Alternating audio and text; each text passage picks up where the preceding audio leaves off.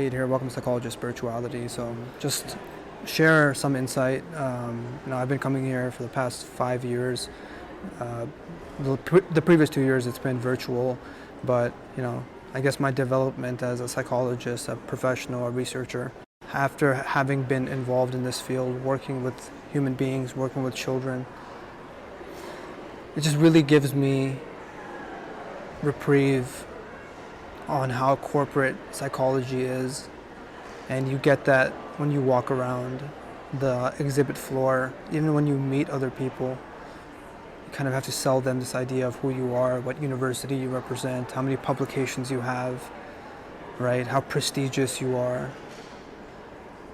And on the exhibit floor, you just have people selling manuals, intervention kits, cognitive tools for autism, things which are very innovative and unique and creative, and I'm sure a few individuals will benefit from it. But again, this consumer, materialistic driven psychology and healthcare at large, we won't see any maximum healing until we change the approach of working and healing suffering in our society. That right there is the limit of the capitalistic science approach, in that what is deemed evidence-based or true in the eyes of science is only what the profit margin says so, right? So if a person has a higher degree of social reciprocity and higher connections, of course that product for, neurocranial transstimulation, I'm just saying that right now because I saw that product. It was like a robot and you sat in it and it just reminded me of just being in the Matrix. You're just like comfortably numb for like 1 or 2 minutes, or I guess someone who has trauma can just sit in there for 4 hours and just forget about their life, like it's Inception or like an opium den, right? I'm not trying to shit on that guy's product, right? But I think it's a microcosmic example for the corporatization of healthcare, and you see that for yourself. Healing should be at the bedrock, the center of psychology, which is the science of working and understanding human behavior. But it's not that we have a long ways to go. It's that the system, the corroded infrastructure which we're utilizing is defunct. And I'm hopeful. I'm going to visit the Imam Hussein Islamic Center since we're commemorating the Holy Days of Muharram. And I guess just subjectively speaking, right, this isn't a video where I have a bunch of peer-reviewed research, because even that has this limit. The previous video that I've released, the dangers of alcohol, I posted that on a bunch of science forums, and I got like 90% negative comments, even though it's a science-based finding, right? I wasn't speaking subjectively in that video.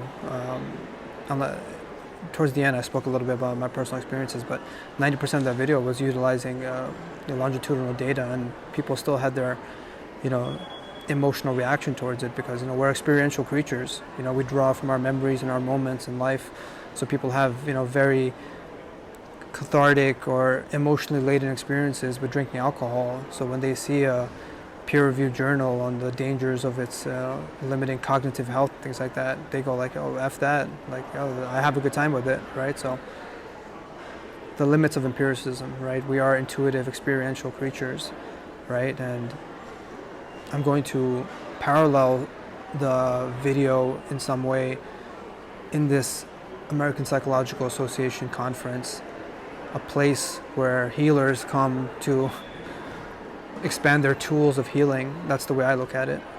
And visiting the Imam Hussein Islamic Center, right? A place of healing for myself and for millions of others.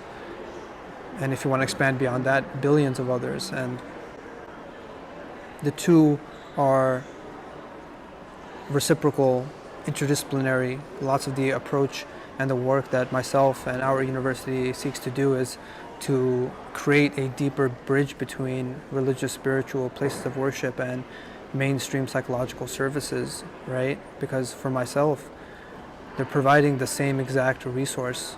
That's hope, compassion, love, perseverance through all else, right? A sense of oneness, a sense of the human condition beyond what we can experience through our senses, right? We may be hungry, we may be fatigued, we may be going through X amount of obstacles, but our spiritual discipline tells us that this is a test from God, and your capacities and limitations are only what you perceive them to be, right? And psychology has that as well, a therapist, CBT, mindfulness-based interventions. I mean, if you remove lots of the clinical language, that's exactly what you're trying to do, right? You're trying to instill hope in people, trying to give them a wider outlook, trying to get them to activate behavioral, cognitive, emotional, spiritual tools.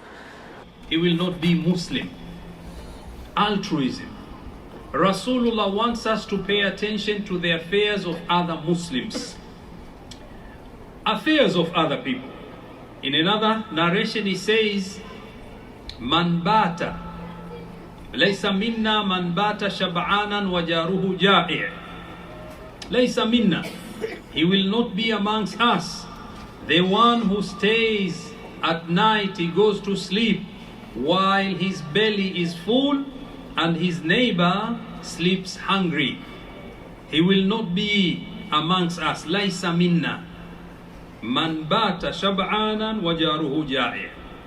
Islam wants us to pay attention to other beings, not only human beings, also even animals. Ya Hussein, I remain here without walking. Ya Hussein, in the footsteps of the orphans. Ya Hussein, and my soul is in darkness. Ya Hussein, oh Ya Hussein, Ya Hussein, oh Ya Hussein.